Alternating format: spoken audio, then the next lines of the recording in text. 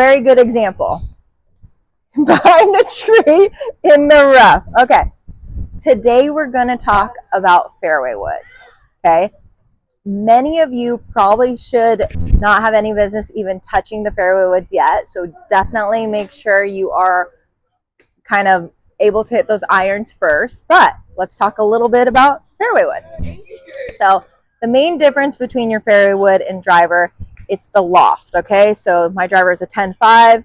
This might have a couple more degrees of loft, but not that much.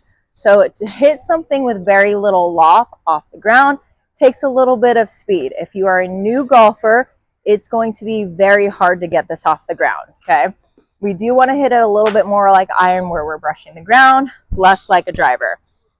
For example, we're going to talk a little bit about course management. If you are hitting your second shot, you still have 200 yards to the flag, and you know that this club potentially can go 200 yards, then great, we can try to attempt it, but you want to look at a few things first. Number one is going to be your lie. If you are in the rough, we'll just kind of show you a bad lie versus a good lie. Okay, good lie right there. If you have a decent lie where the ball is sitting up, great, go for it.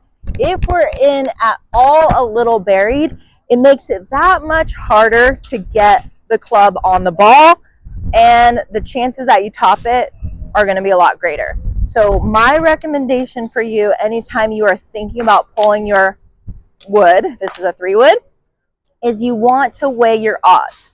You want to look at the lie. You want to calculate your odds of actually hitting it 200 yards, okay? And if there's no chance you've ever hit this club 200 yards, you might as well lay up to a comfortable distance. Think about 200 yards, splitting in half, hitting 2 100-yard shots that you're comfortable with, rather than risking the 3-wood. So anytime I have a shot where it's a little risk reward, maybe my lie isn't as good, I always want to lay up to my favorite club. You can also do that. And just make sure you're overall comfortable with your odds and comfortable with the club. Okay, so when I play a 3-wood, a couple things I want to consider. Number one, it's not that much different than hitting the iron. It's your longer club. You're going to get the ball a little forward in your stance, but nothing too crazy. You still want to be able to brush. You don't want it way forward like driver, okay? From that, you want to make sure you like your lie and you're able to brush, pick a good target, and swing. Good way of doing it too on the range, okay?